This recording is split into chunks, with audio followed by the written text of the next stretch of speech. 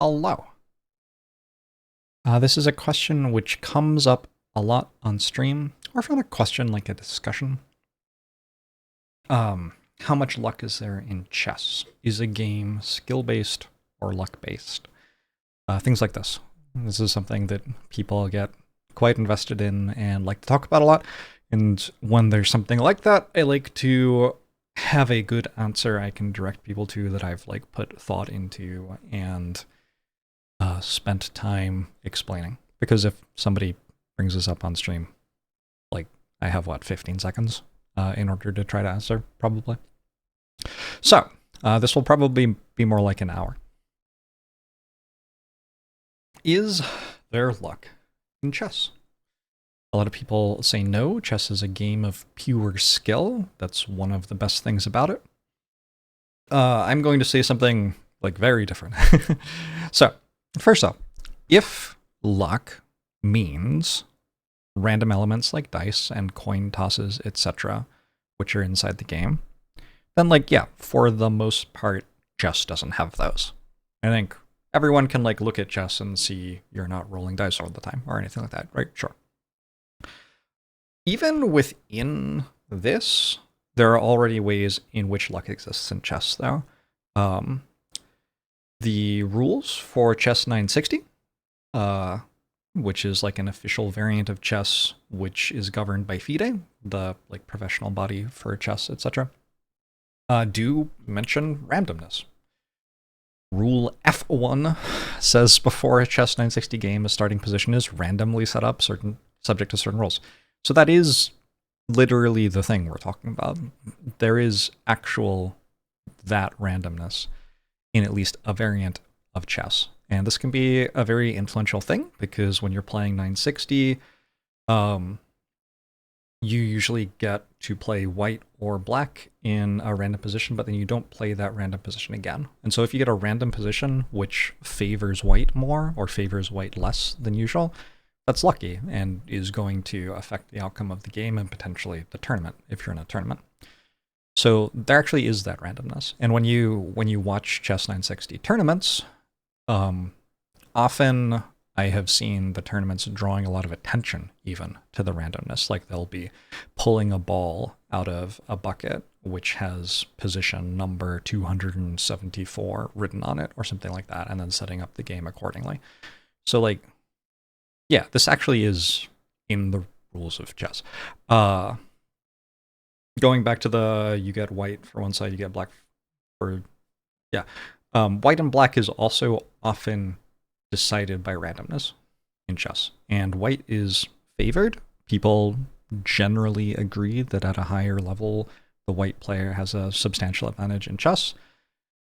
And while FIDE doesn't instruct as to how white versus black should be chosen among players, a lot of the time it is done randomly. If you're playing casually with friends, the way I learned to do it as a kid was we'd put a white pawn in one hand and a black pawn in another hand and hold our hands out, and then our opponent would pick that one. Boom, you get this pawn, that's the color that you're playing.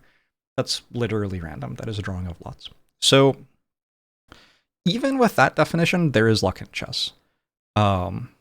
People might say that's luck in setting up chess, not luck in actually playing the game of chess, which okay, if you want to do that, sure, that's a distinction that you can make, but that's not a distinction I would make. I would say that getting white against a player in an important game is lucky, and getting black against a player in an important game is unlucky. And I think when you look at how tournaments are set up, they are aware that that is lucky and unlucky, and often set up to try to mitigate it. They'll do things like have you play white against someone and then also black against someone in the same tournament to make it more fair and less reliant on luck. So you see in the structure of chess that people are aware that there is this element of luck in them in the tournaments and are trying to create ways in order to mitigate it to give all the players the same fighting chance to win kind of idea. All right, but that's only if luck is random elements like dice, coin tosses, etc. That isn't actually what people usually mean when they're talking about luck. Usually, this is just the Oxford English Dictionary definition. Usually, when we're talking about luck, people mean something like success or failure apparently brought by chance rather than through one's own actions. So, if you are driving and you get all green traffic lights, so you don't have to stop at a traffic light, you might think you've had good luck. But the traffic lights are not governed by random number generators. No one was like rolling the dice to see if the traffic lights would be green. On the other hand, if it rains on a day I have off from work, I might think that's bad luck, even though I didn't use RNG to decide which day I was taking off work. I scheduled it. And even though the weather is decided by physics, not die rolls, we have like weather forecasters who can use science to determine what the weather will be. Like, it isn't just random all the time. So, there's some amount of like the importance of apparently in the definition of luck is a really big deal. If you can't tell why something happened, it can apparently seem like it's chance, and then you can say that it's luck. And when we're talking, and I think like pretty much everyone would say when you roll a dice, that's luck, what it comes up on, right? Well, while we're talking about this though, like dice rolls aren't random. When you roll a dice, you choose how to release the die. And based on how you released it, the physics of the universe, like, you know, the dice rolls and lands on something. But if you can calculate all of the physics in the universe, you already know what the dice is landing on when you roll it. There's no actual randomness there, really, unless you want to understand physics as having randomness inside it, which, like, you can, I guess, but I'm not sure that people generally do that. Like, for example, if I kick something, I don't think it's lucky for it to go the direction I kicked it. I think that that's just like straightforward cause and effect based off my action, which I can understand. There's no apparent chance there to me. Anyway, a lot of this stuff is a little, like, it's mostly gray area. One person might think, actually, it isn't luck that the traffic lights were green because I realized that this street has a traffic light cycle synced up, and I very deliberately try to get there at the start of the traffic light cycle so that I can go all the way down it with green traffic lights. In which case, yeah, you don't think that getting all the green traffic lights is lucky anymore, necessarily. Whereas another person might think that traffic lights are lucky, depending on your knowledge of what's going on and your ability to calculate what will happen and stuff like that. Luck is about this apparent word. Does it seem like it's brought by chance? Not, is it brought by chance? Because chance, like, what even is that? Chance is this, like, concept that we have where when we roll a dice, we say that that's chance. But, like, in terms of the actual universe, when you roll a dice, like, physics is deciding what it lands on, not chance, whatever that happens to be. But we think that some things are a chance in our observation of them. So, if we think about luck as the unpredictable consequences of our actions, we can interpret chess as being full of luck. In fact, I would say that that would be the normal thing to do. We don't know for sure whether a move will lead to a good position every time, so after we've made it, we will find out in a few minutes as the game plays on, but we often don't know for sure what's going to happen.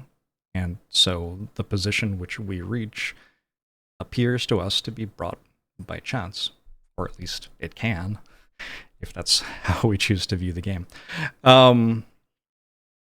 We can't parse the entire consequences of the move, and we also don't know what our opponent's going to do. And so then we also have to consider that our opponents, like, if I make a move, before I get to make my next move, my opponent's going to do something, and I don't even know what that is. And so this is another thing which we can, from our perspective, perceive. It can be apparent to us that that was chance for us, what happened. I think a reason that people don't do this is that they think of their opponent as like an agent. And so your opponent is bringing you the thing that happens to you. And they assign agency to their opponent in a way that they wouldn't assign agency to a dice, for example. So if I roll a dice and then the dice like chooses to be on a 6, I think, oh, that was luck. But if I play chess against an opponent and the opponent chooses to make a move which falls right into my trap, I might think, oh, my opponent did that. That wasn't chance, that was my opponent, that's an actor in like the universe in a way that a dice is not. Which is fine. Again, this is all like depending on what exactly you think one thing means and one thing doesn't mean. Yeah, you can say something is luck or not luck. I would say generally that if my opponent misses a move that would have let them win, that means I got lucky. And I would say that if an opponent makes a big mistake that lets me win, that means I got lucky. And I would say that if an opponent played better than they usually do on a day when I was playing against them, that means I got unlucky. Like if they just had the best day of their life playing chess and I happened to be paired against them that day, I think that would make me unlucky. So for me, I have, I guess, less assignment of agency to my opponent in the entire universe, and I'm more thinking about them in a similar way to how I think about a dice, where like my opponent could roll a 6 and do really well today, or they could roll a 1 and not do well at all. And depending on which one I get, that's kind of based on luck for me. And so playing against an opponent has luck in it.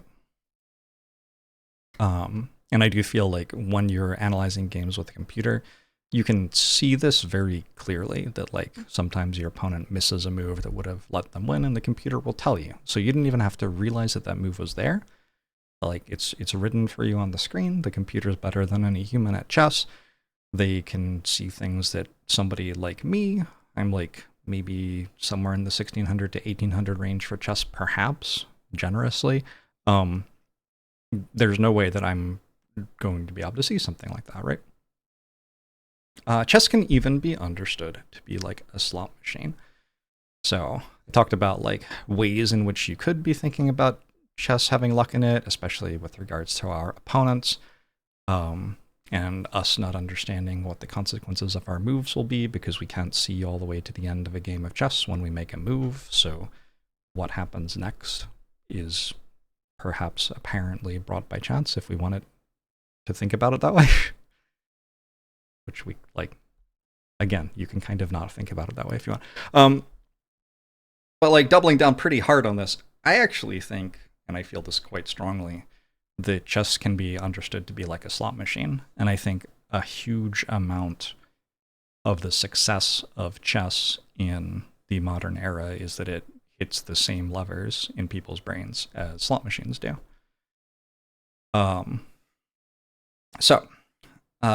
In particular, to me, the interaction where you make a move and you wait for your opponent to make a move back is slot machine behavior. It's very similar to pulling the lever of a slot machine and then waiting to see if you won or not. And while that's happening, you can wait and see, like, you're thinking, is my opponent going to overlook my tactic? Is my opponent going to make a move I've seen which would be really bad for me, etc.? If you watch people streaming chess and talking through their thought processes as they're playing a game, I, at least, often see people stopping analyzing a position and instead spending time being excited or perturbed about the possibility that their opponent might play a certain thing. So instead of being like, oh, like in this line, I'll have to do this and this and this, I should calculate this a little bit more, etc., etc., etc. They'll make a move and then they'll wait. And while they wait, they might say things like, and if my opponent plays g3 here, I just have an easy mate in 2. Or, oh no, I just missed that they can move their bishop to c4, and that looks really bad for me. I really hope that they don't do that. Sometimes people are playing with heart rate monitors and you can see their heart rate spike as they make an observation like that. It feels very transparent to me that people who are playing chess are not always just thinking about the skill required for them to beat their opponent. They are often engaging with chess with the sort of excitement and emotion that you get out of like gambling. That is a thing that I think is clear. Your mileage may vary on whether you agree with that or not, but I think it's true.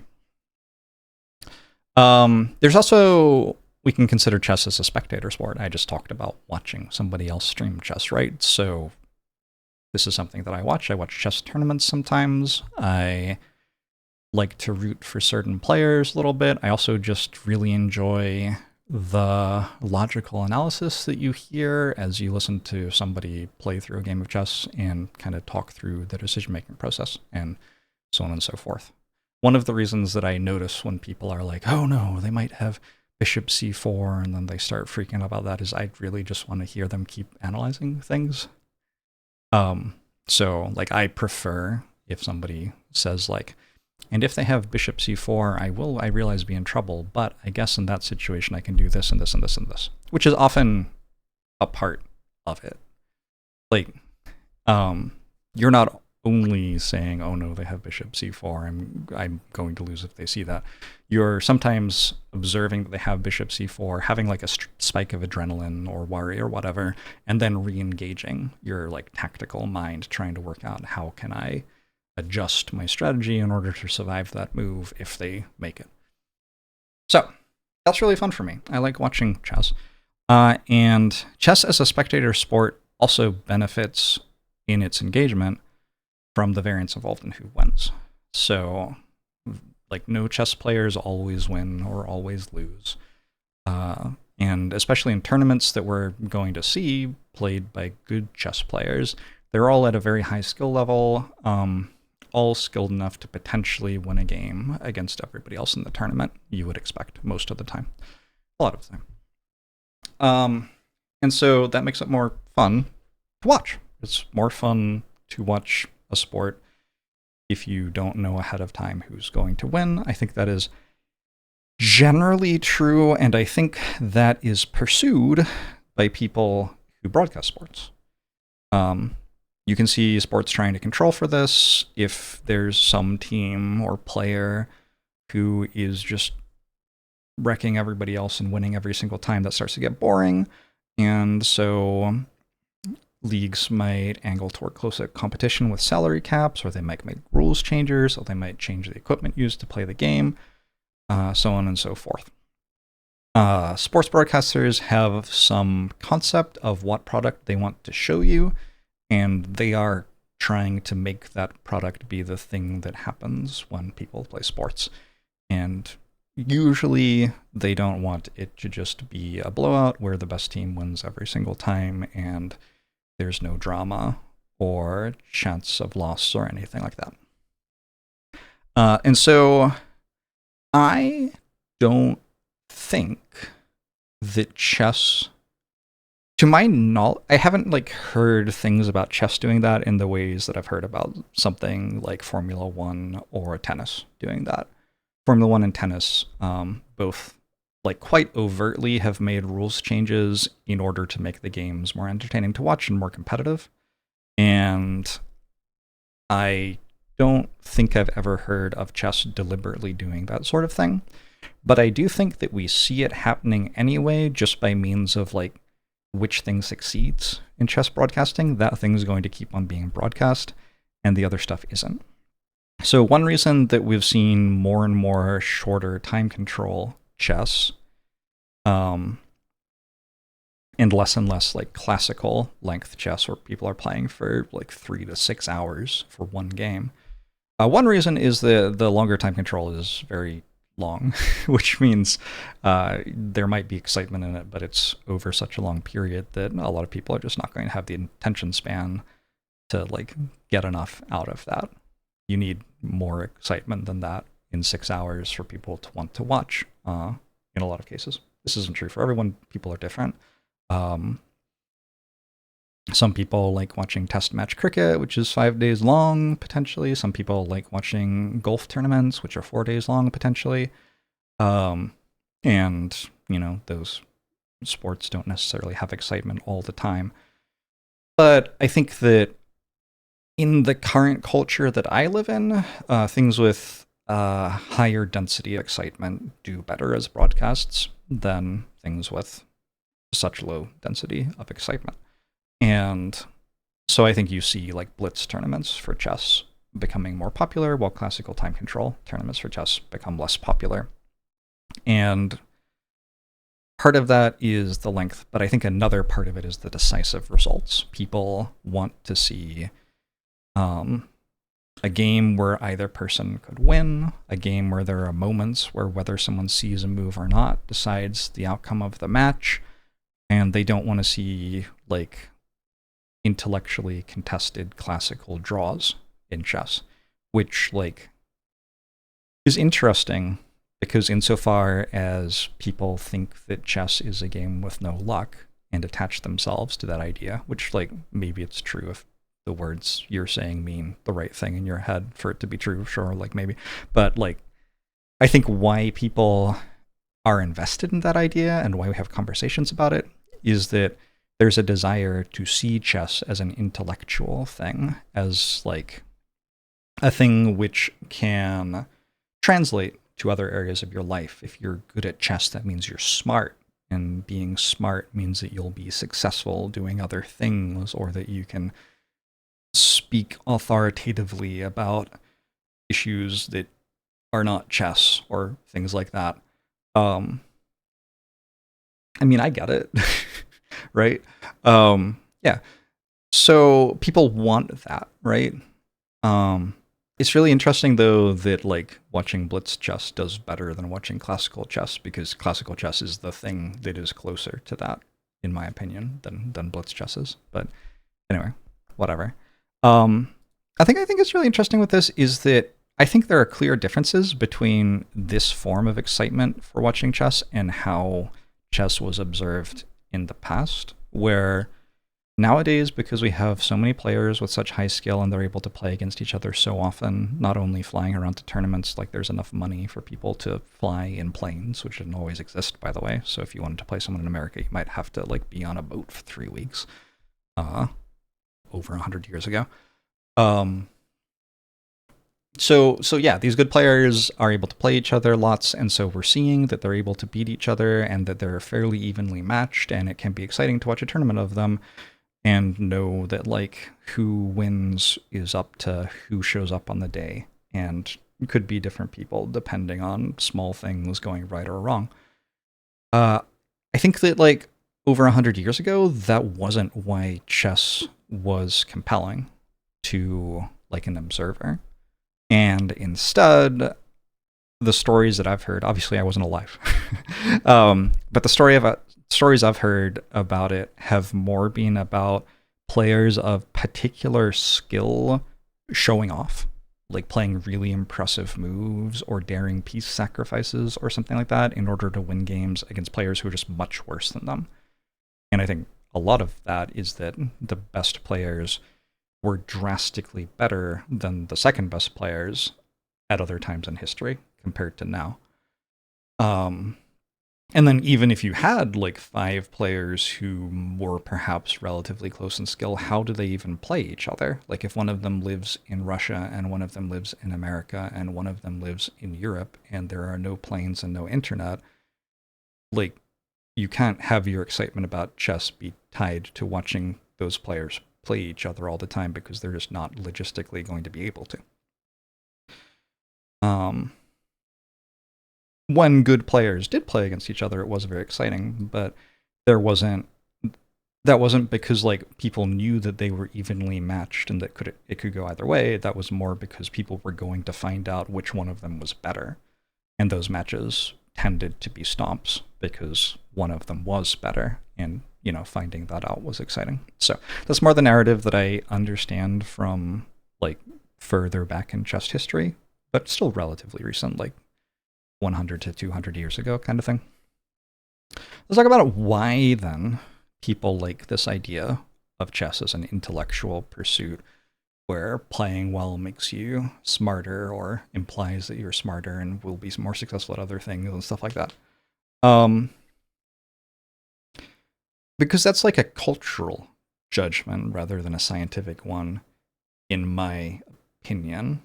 I don't think that that is like flawlessly peer-reviewed science. And it's also not a cultural opinion which has been true everywhere all the time. It's not even true everywhere now. Like, there are people who think chess is a waste of time, that it's a stupid game. There are people who think it's like gambling adjacent even today. And I mean, with sports betting going on, it kind of is. So, chess has actually historically been associated with gambling and debauchery in some places. I read a cool thesis. This is Michael Andrew Hudson. His thesis on the political history of chess in the Soviet Union, because we're going to get up to the Soviet Union pretty soon, and he has a good like overview of the history of chess in here. I guess just in chapter 1. So if you want to read this, it is very long. I skimmed it. The abstract is probably enough to give you an idea of if you'd like to continue reading more, and we'll go over that probably in a bit. But yeah, that's what I looked to for some inspiration and like checking myself on things that I thought for this segment of the thing. So chess was probably originated in India around about 600 Common Era. Is that what CE means? I don't think it is. Isn't that like a fantasy thing? What does CE stand for? It does mean Common Era. I kind of don't believe that. I feel like that's what it would mean in like a D&D fantasy world, and in our actual world it should mean something else. Apparently it can also mean current era. Okay.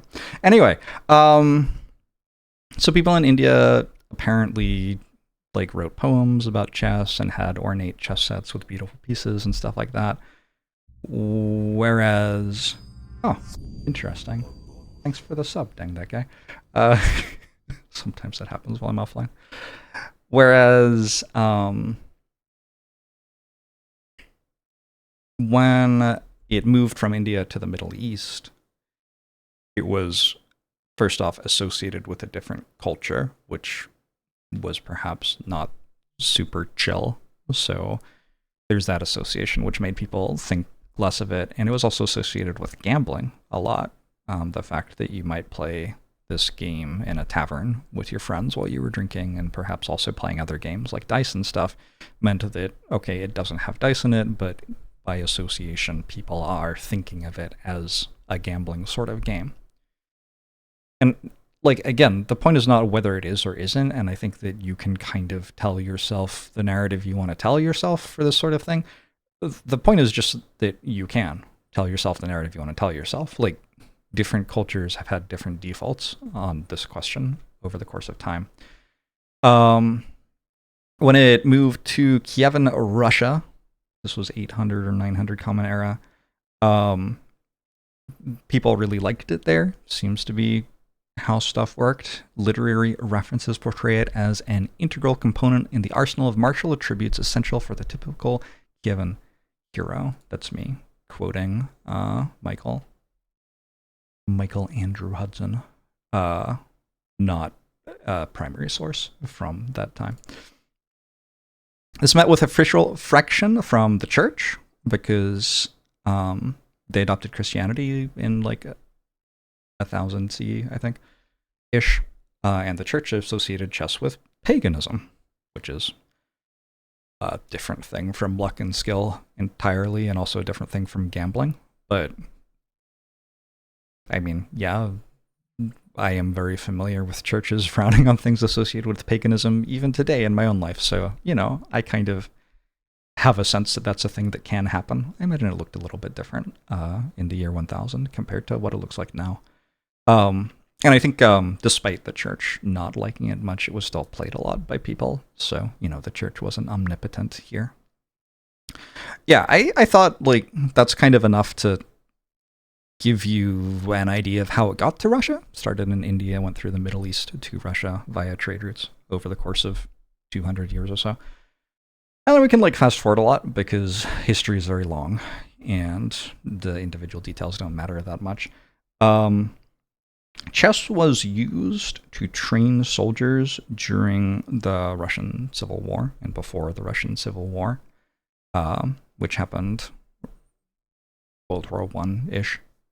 And after the Soviet Union came to be, Soviet Russia came to be from the Civil War, it was still played. And in 1925, there was a very pivotal, very important state-sponsored study of it, which found that chess taught players logical skills, which could transfer to other areas of their life. And also, the paper basically like said it was ideologically in line with communism, kind of idea. It was dialectic, I think is the word that was used in the paper. About inquiring into metaphysical contradictions and their solutions, kind of idea. Like it's a thinky game. It's aligned with communism.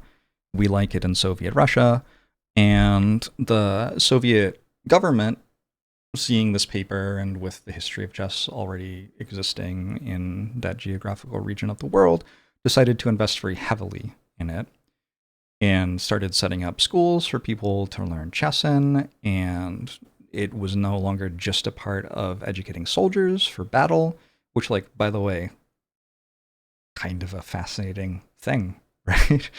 I think. But it was no longer just about that. It was now also a way to raise the cultural level of common Soviet citizens. So it was something that was just like taught to farmers in order to kind of make them smarter and more dignified kind of idea. I'm probably getting some words slightly wrong here. I'm not an expert on the Soviet Union.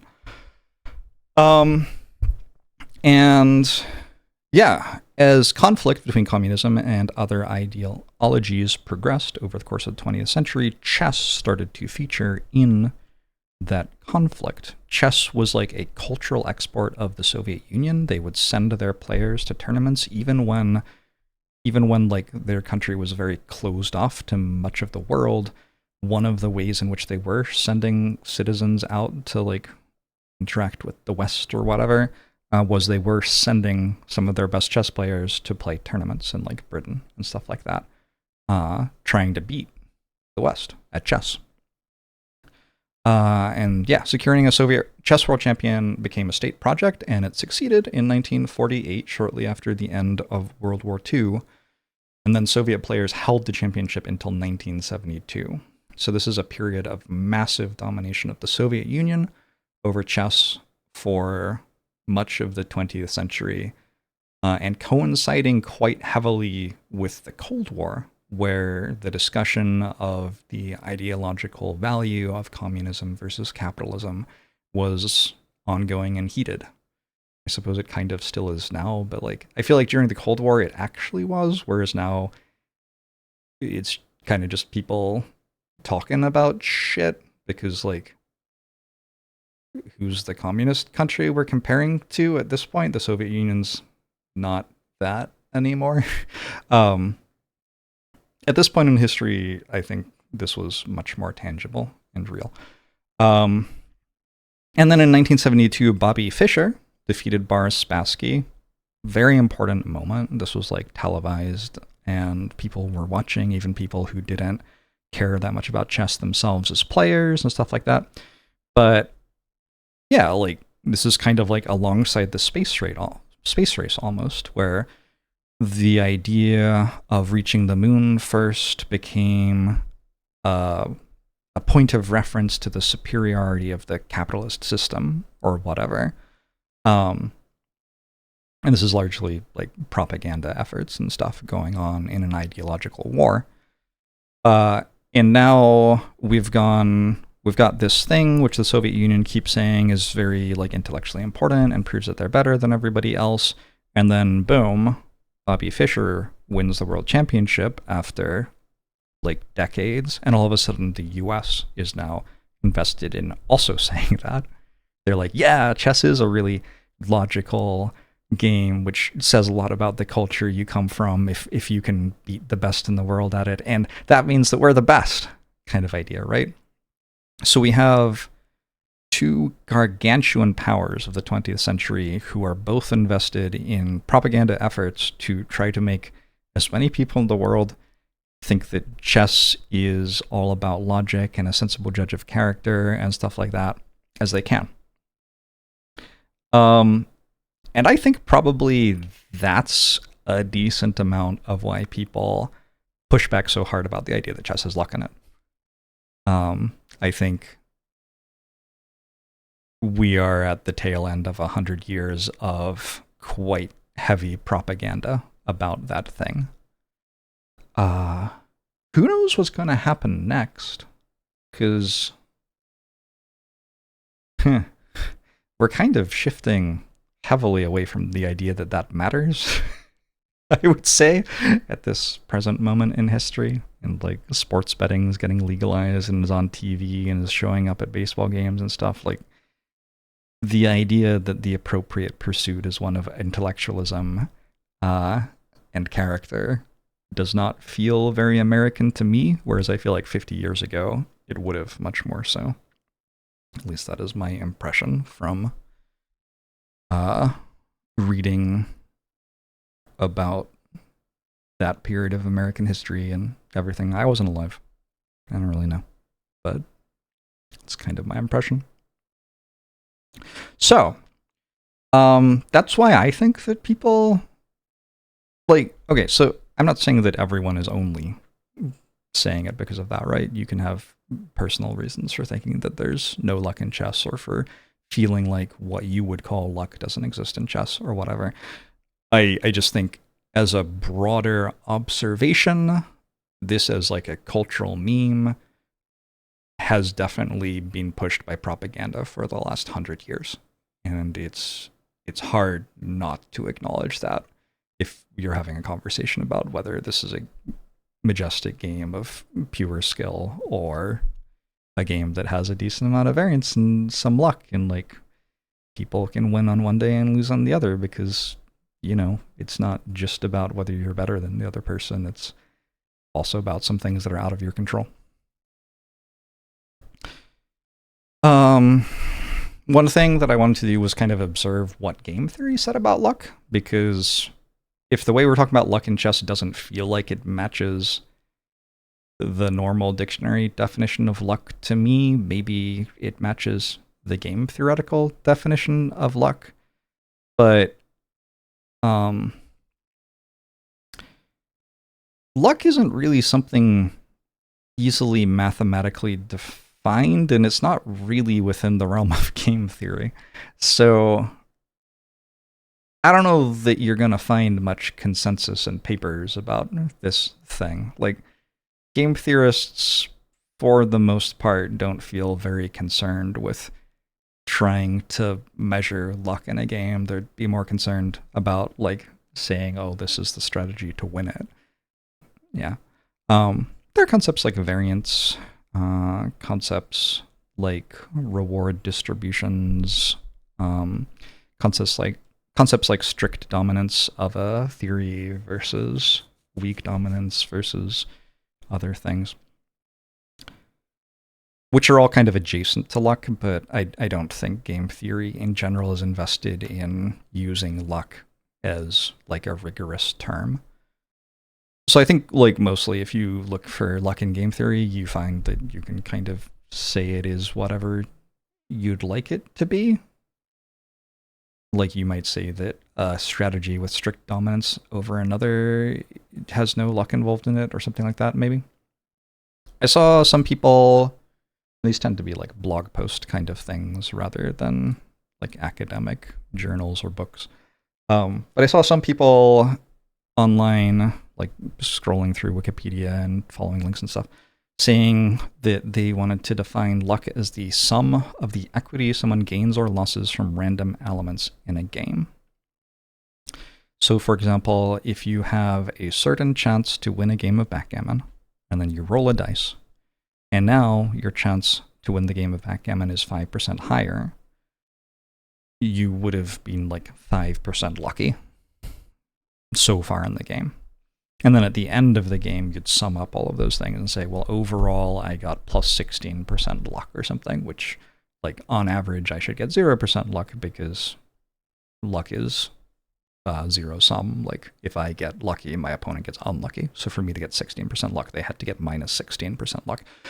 I've seen some people saying that you do that. If you think about luck in that way, the only luck in chess would be side assignment, but then chaos kind of happens, because how do you evaluate equity in chess? If I get randomly assigned white, I think most reasonable people would say, like, oh, that's a bit lucky. Like, you get a bit of an advantage off that, cool. But in actual game theoretical chess, probably the game's meant to be a draw every time. And so if we're talking about my actual equity in the actual game of chess in game theory, me getting white didn't actually increase my equity. My equity would be 50%, and it would be 50% whether I had white or black, because in theory, we should draw. And then my skill would change that over time as I made the wrong moves or whatever and lost, and then I had 0% equity by the end, and my opponent had 100%. And that, like, navigation of the game tree, when contextualized in theory, would be entirely me failing to have enough skill to do anything. But if you're doing that, if you're thinking about that, you reach a world where the, like, die roll or whatever to get white or black doesn't matter. Like, it isn't lucky to get white anymore if you're using this definition. And that to me breaks down. That doesn't make sense. So I think that you have to, in my mind, you have to think about the ability of the players to actually play the game when you're thinking about this. So if you have two players, and I'm just going to ignore draws for a moment and say that each of them wins 55% of the time with white and 45% of the time with black when they play each other, if you had that, then you could say that luck is like plus or minus 5% in terms of value in a game of chess using this definition, which is a bit of luck, but like not tons of luck. But like if people are saying there's no luck, well, I mean, that is luck as far as I can tell. I think at the first time I brought up white or black side selection, I mentioned that people might choose to separate side selection from the actual game of chess, which I guess is a decision you can make again. The thing is, if you're now thinking about how well the players can execute their strategies and including that when you're thinking about luck, it's hard to not think about players like failing to execute their strategy or doing it better than usual. It's hard not to think about that as luck, as being contained in luck. Like if you make a blunder, which you wouldn't make on a regular day, but you're just like not feeling it that day and just overlook something, like that's kind of unlucky for you and feels definitely lucky for your opponent. Like maybe you could say for yourself that that's like your fault. You should have like slept better or whatever. Although like we don't always have full control over operating at peak performance, right? But for your opponent, like they didn't do anything differently for you to make that mistake. They just like showed up and you happened to have a terrible night of sleep and now you're playing badly against them. Like, I don't know how you can really say that that isn't them getting lucky. And of course, now we're talking about the player's execution of strategies in the game of chess rather than the game of chess itself. But we kind of had to when we observed that if we were just talking about the game of chess itself, getting white as your side isn't lucky, because that doesn't make any sense to me. So I don't really know how you can resolve those two things other than by saying that setting up the game isn't part of playing the game, which feels not that useful to me. Anyway, I don't know. I guess you could. Yeah, so probably there isn't a single extremely clean way to separate luck from non-luck in things like this, is what I would broadly say. My attempt, like in thinking about how much luck there is in chess, my thought is that to me, it would make sense to look at when two players play each other and see if they have the same result or a different result. If they have a different result regularly, it feels like there has to be some amount of luck involved, because like it's the same two players playing each other. If there was no luck, the player who was better would win every time. Kind of makes sense in my head. There are simplifications going on here. I'm using heuristics. We are not considering that players are different each time they play. Like, you've gained experience from the previous games. Maybe you're going to play better in the next one. There are all sorts of problems with it. But I do think in my head, if I'm thinking about games which are very skill-based, I would expect the person who's best to win all the time.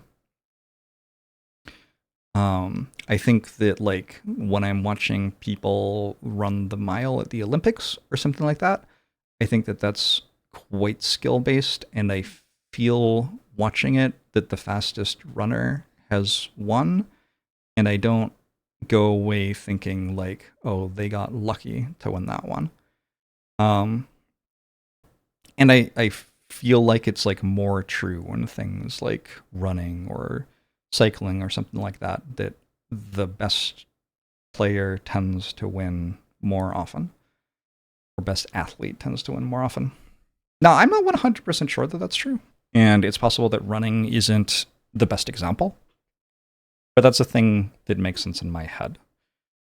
And that's like a way that I would be defining luck. If I see that two players are playing chess against each other and their results are different all the time, I would think, oh, there must be some luck in chess. Because that's like, what else is like the easy explanation for that? The other easy explanation for that is that they're like adapting their strategies in real time and changing day to day, I suppose, is the answer. This is not perfect, and there's not going to be a perfect solution here. So, anyway, looking at Magnus Carlsen's records against a variety of top players, like, even in the ones, like, this is like the most lopsided you're going to get amongst chess professionals. Magnus has been the best chess player in the world for like 10 plus years. So even the like most lopsided situations, like, yeah, he's winning more than he's losing, but he is still losing sometimes. And a lot of the time he's drawing, which is an extra flavor to try to untangle. But overall, I'm not seeing like consistency there. I'm not seeing like something like Magnus is better than Fabiano Caruana, so when they play chess, Magnus wins. I'm not seeing that. Whereas if I thought like Usain Bolt is faster than the other people who run 100 meters, so when he runs 100 meters against the other people, he wins, I feel like I have seen that play out in reality. So to me, this implies that it's sensible to say that chess has some luck in it. There are some things that I thought were interesting to like pursue numerically and looking at stuff like this. Magnus, over the course of his career, has scored around 65% of the points possible in his games. I caused an absolute dumpster fire on Twitter, which made me realize that I really needed to make this video because people would like watching it probably, by saying that the best Magic the Gathering players have won more over the course of their careers than Magnus has in chess, as like evidence that chess does have a lot of luck in it, and maybe even more than something like Magic the Gathering, where you're like shuffling a deck and have all sorts of these physical forms of randomness, like a die roll. Shuffling a deck is kind of like a die roll, right? Although again, shuffling a deck does obey physics, and so isn't actually necessarily random. And a funny thing about looking at the highest win rate players in Magic the Gathering over history is like you will find several people who have been banned for cheating, which like makes sense, right? If you can cheat to win, then that's certainly a way to take luck out of the game. And a lot of them are cheating by stacking their deck. So that very random element that's meant to be random and making the game lucky is actually allowing a cheater to gain an advantage, which makes the game less lucky in a lot of situations. And on the one hand, you could say, like, yeah, but that's a cheater. That's not really saying anything real about Magic the Gathering. But on the other hand, a lot of these cheaters played hundreds of games or even thousands of games in the like most competitive formats of Magic the Gathering. So they actually are really playing in the competitive Magic the Gathering tournaments. So leaving them out of the analysis feels like very divorced from reality. If your game has, if your game is letting people cheat and get away with it for long periods of time, then that is going to take some luck out of the results for, you know, the players who get to cheat. Which means on aggregate, the players are less exposed to luck, like on average, because some of the players are cheaters and they're part of the average. So anyway, if he scored about 65% of his points, counting a win as 1 and a draw as 12, we can just like very naively place an upper bound if he was the best player every time on how many of the points can possibly be awarded because someone's the best player. If you take 30% times 1, as in he's getting all of the points 30% of the time because he's the best player, and then you take 70% times 0.5, as in 70% of the time he's getting half the points because half of the points are being awarded for something other than who the best player is. Whether that's luck or format or draw tolerance or something like that, you know. We can see that that equals 0.65, which is his overall points collected. He's scored around 65% of the points possible in his games. One source said 64.4%, and another source said 66%, and I decided to just say around 65%. I don't really know why the sources say different things. Maybe one was updated more recently. I don't know. Anyway. So, that's if we assume that he's always the better player in all of the games that he's played. And also, it doesn't say that the 70% of the time that he gets half the points is necessarily just luck. It could be other things, depending on how you're defining luck. But if we are defining luck as success or failure apparently brought by chance rather than through one's own actions, yeah, I guess we're back to the thing where, like, do I think an external agent who I don't have control over is like sensibly analyzed as chance or not? Different people are going to feel different ways about that.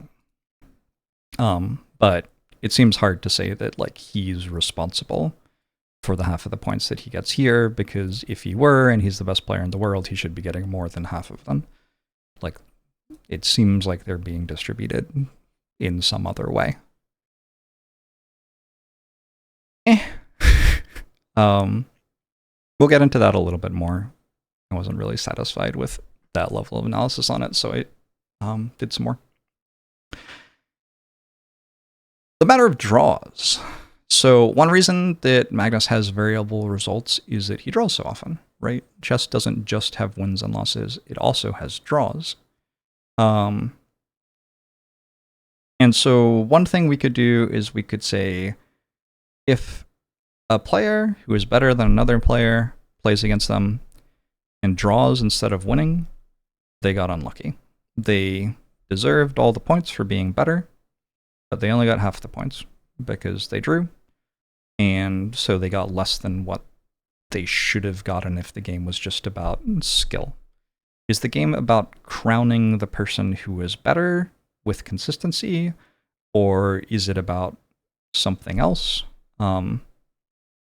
Apparently it's about something else because the better player didn't get all the points. However, points distributions are not necessarily about that in games. So, for example, you might say, well, actually, in chess, what we do is if the players are within a certain skill differential of each other, they draw and get half points, and that's appropriate.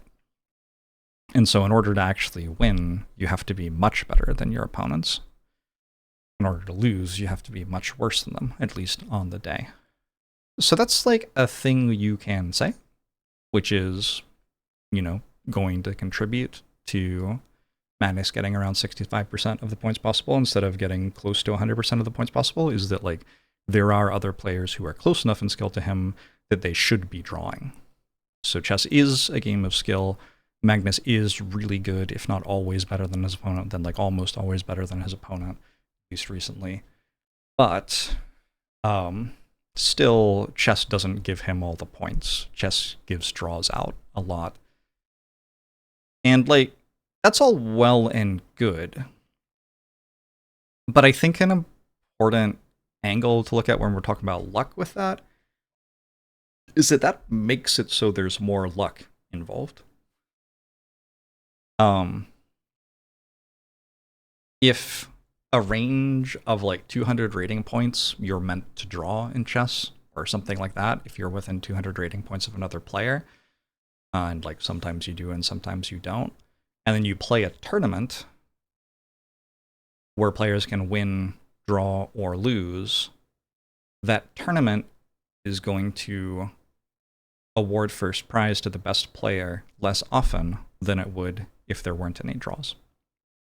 And you see tournament structures being made to try to make that more fair, where you have like players paired up in matches where one of them plays white and then they play black, and then if the results of the two games leave the players tied, they'll play tiebreakers, and they'll play like a shorter time control so they can get through it more quickly. And then if that's tied, they'll play an even shorter time control until eventually you play a format of chess where it's impossible to have a draw at all. Armageddon is a format of chess where the players bid for time with black. So someone might say, I bid like 6 minutes 58 seconds, and somebody else says, I bid 6 minutes 50 seconds, and the person with 650 bidded lower, and they get assigned black. Their opponent has more time than them, they have 6 minutes and 50 seconds, and if they draw, they win. So at that point, the white player has to win in order to win. If the white player draws, it's now a loss. And tournaments which do that do a better job of like putting the best player in first place. And I think,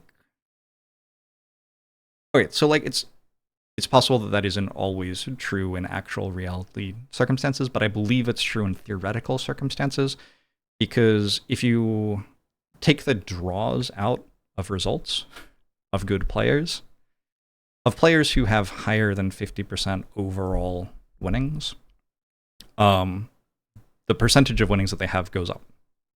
If you took all of Magnus's draws in his career out of the equation when you were looking at what percentage of the points he'd gotten, his percentage of points gained would go from 65% to 75%. And if you're winning 75% of the points in a tournament instead of 65% of the points in a tournament, you're going to win the tournament more often. I believe that just mathematically follows. If I'm wrong, somebody can do some math and show me. I'd actually kind of appreciate it, but I'm pretty sure that is true. Also, like, whether that plays out in reality or not, I guess, is a different thing. In reality, how this works is fascinating to me, and perhaps some of these things are going to be wrong, but they are kind of like my intuition and understanding of the narrative. In reality, in tournaments like that, Magnus in particular will often be fairly happy with tying in the slower time control games, because he's more favored in the shorter time control games than his opponents. And that isn't just because they're less drawish, it's also because like he's better relative to his opponents at shorter time controls than he is at classical time controls.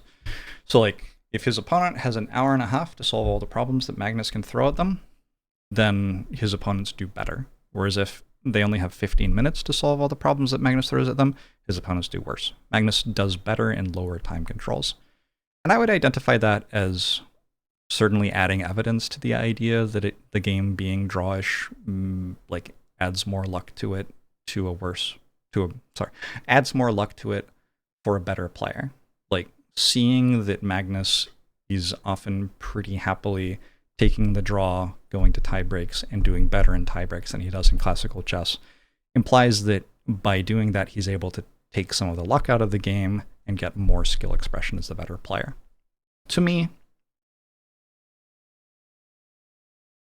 there's nuance there and there's gray area stuff, and you could argue something different, but that's my opinion and how I feel about it. I want to talk also about heuristics. I do have one final thing I want to say that I forgot to add to this spreadsheet. But I do want to talk about heuristics because we can get a little bit more complicated with things.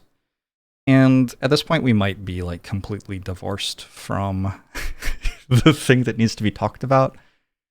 Like maybe the thing that needed to be talked about was literally just like you think that when another human does something that isn't luck because the other human isn't an agent of chance, they are an agent of agency. Whereas I think that if another human does something, I got unlucky. Like, if I think that I'm driving through an intersection and I get T-boned, I think that's bad luck, even though another human did that thing and had control over their vehicle, or clearly not enough control, but I would still call that luck. So maybe a lot of the disagreement is just there and we're already miles past it. But anyway, getting into even more complexity, I think like this is a better way to think about the percentage of points that Magnus can be getting out of skill and providing things other than luck for the alternative. You can think about chess players as like a bunch of heuristics, where a chess player thinks perhaps it's really good to have pawns controlling the center, or I find that a fianchettoed bishop is very strong, or something like that. And the best chess players in the world will have tremendously complex heuristics, and also they're not like actively engaging with all of these heuristics. A lot of them will be subconscious. Like a lot of them will have been ingrained so much by training and studying the game for decades that they can just kind of look at a chessboard and say, oh, I think white has an advantage here. And they did something in order to arrive at that conclusion, right? Like something in their brain just processed the information that they got from looking at the chessboard and spat out the answer. But what exactly that is that did that is like kind of complicated, and some of it will be subconscious and some of it will be conscious, and sometimes they can explain it all quite convincingly, and other times it's really hard for them to explain it. Yeah. Heuristics are tricky. This is a thing that I've started to run into in playing Slay the Spire, which I've played for 8 years, is like a lot of my heuristics are ingrained enough that I can't explain why I think something's good in some situations anymore, and I actually have to kind of like deconstruct what's happened to try to give a satisfying answer about why I thought that the thing I did was right. Like, over time, heuristics get very like embedded in things which are subconscious. So fascinating.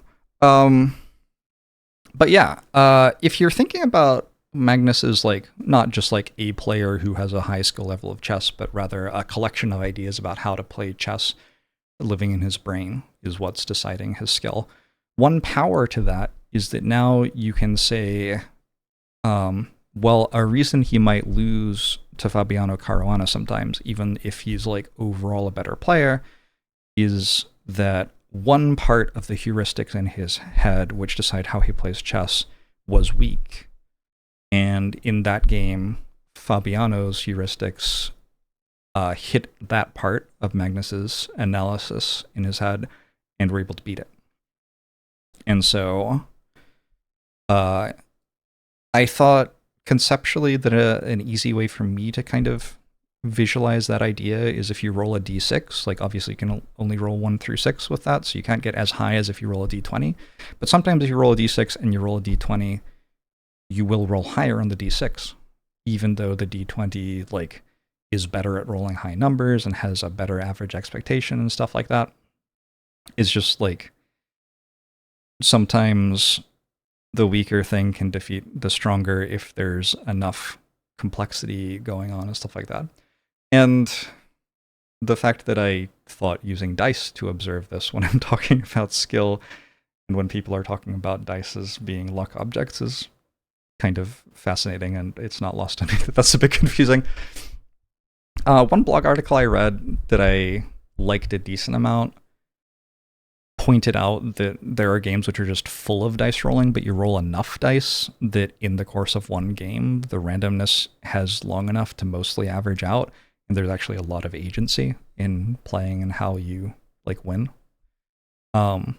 I think Magic the Gathering is probably a game that benefits a lot from that, where like, yeah, shuffling the deck is luck, but also you do have a lot of agency over what happens once you're actually playing, and you do have enough instances of that randomness over the course of a match that the randomness will even out decently enough that the best player can find ways to win. So yeah, like, whatever, sure. We can say that like something about what Magnus is thinking is not strong enough to beat Fabiano, and on one day Fabiano ran into that and was able to win. And so it's still about the skill of the players. It's just that the skill of Fabiano sometimes does beat Magnus, even though Magnus's is like on aggregate better. However, even if we're saying that, we still have this gray area where we can say that that means chess is lucky, or can say that it isn't lucky, depending on what we actually think luck is. Because, like, yes, I can explain that Magnus lost without needing to use luck to explain it, but on the other hand, did the players, through their own actions, deliberately reach that heuristic inequality place where Fabiano could win, or did it, like, happen largely by chance? I think it probably happened largely by chance a lot of the time. Magnus reaching a position that he can't analyze very well is probably not something that he did deliberately. Like, and he very well may not have realized that he was heading there at all, because he may not realize that that position is one that he can't analyze very well compared to other positions. If he did, perhaps he'd study it and get to a point where he could analyze it better. I think that most people who play chess competitively think that heuristics are partially skill and partially luck, which makes a lot of sense. And I also think might just be definitionally necessary. Because chess isn't solvable. Like, there's no calculator that can solve chess from move 1. We have the ability to solve chess when there are like 7 pieces left on the board. But even the best chess computers are not getting every move perfectly right. Even the best chess computers are using heuristics in order to try to play the game, which means that sometimes they get things wrong. That's necessary for a heuristic. A heuristic has to lose information compared to the full solution for the problem. That's kind of like what it is. It's a shortcut way of thinking, which prevents you from having to do all of the math, which in this case is intractable and impossible to complete, and gets you like a pretty good approximation a lot of the time. But because you're not doing all of the math, sometimes you will be wrong. That math that you didn't do is sometimes important. Otherwise, the heuristic would be the solution, which it isn't. It's a heuristic. And so heuristics are sometimes going to fail. And when they fail is kind of out of our control. If we could tell when our heuristics were going to fail, we would be able to make better heuristics. But also having a good heuristic that gets approximations right most of the time is skill. Like, you have put a lot of work into that and built up a lot of skill around it, et cetera, et cetera. So there's luck and skill going on here. And the dichotomy where like people think something that is lucky is not skillful, or something that is skillful is not lucky, is just false. something can be very skillful and very lucky. Something can be very not skillful and also not lucky. So there's that. I think heuristics, to me, make me think, oh, chess has a lot of skill and a lot of luck in all sorts of different ways, which is fine. None of this, by the way, is meant to be negative about chess. Like, I love chess. Chess is great. It's a wonderful game. I've been playing chess since I was like 3. I love heavy statements about how games of logic are like evidence that you are a smarter person than other people. Though, like, those statements are very like not it. I feel like growing up, I ran into more of those than I do now. I feel like we've like moved past it a little bit, but I do wonder a little bit if like some amounts of that are holding on in some of the more logic-based strategy games like chess.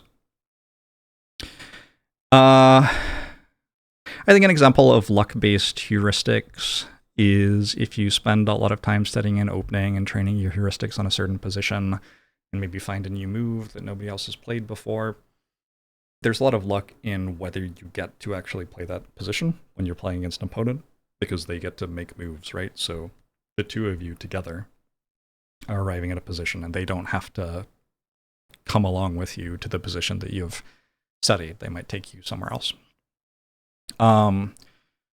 So you might not get a chance, and then like somebody else might play that position and they also did all the studying, so they play the move, and then everybody sees that it happened, and then they all study it and you never get a chance to play the move against someone who doesn't know it already.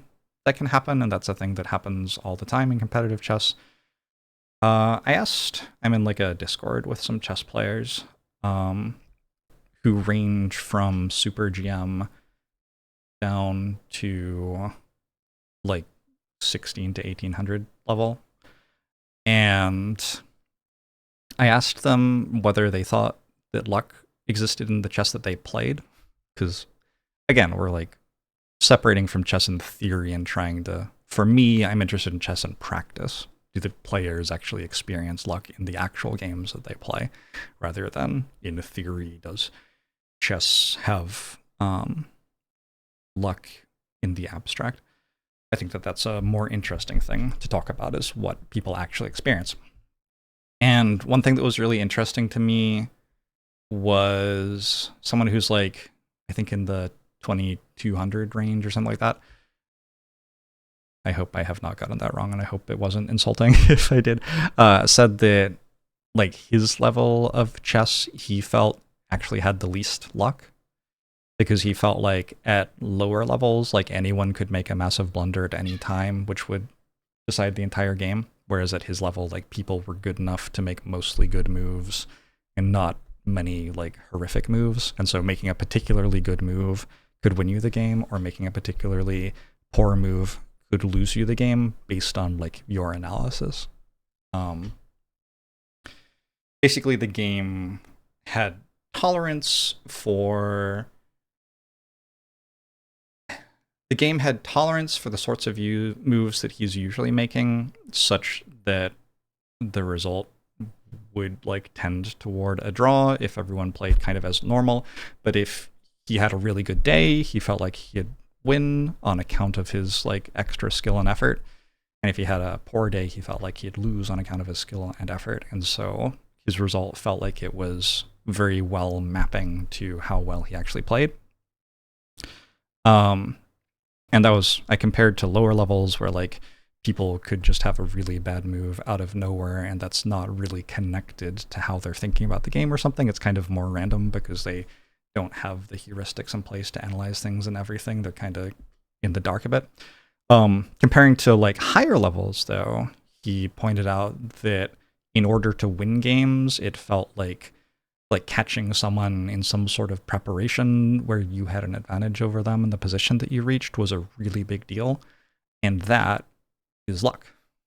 Like, he could show up and play a regular opening and get a game of chess where the best player was likely to win if they could prove they were the best player on the day. Whereas at higher levels, if people showed up and played a normal opening, they would run into someone who was just completely booked up and could easily hold a draw without even having to think very hard.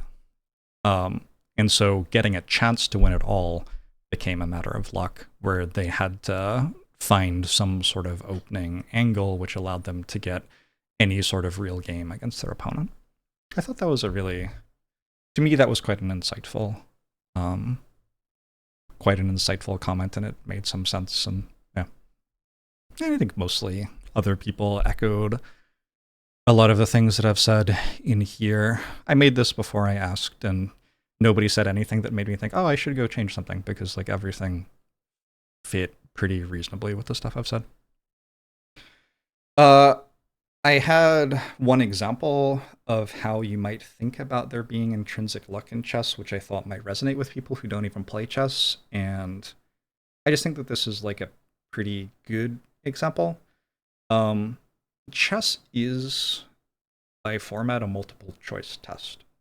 So you have a chessboard situation, and in that situation, there might be like 20 legal moves, and you have to pick one of them.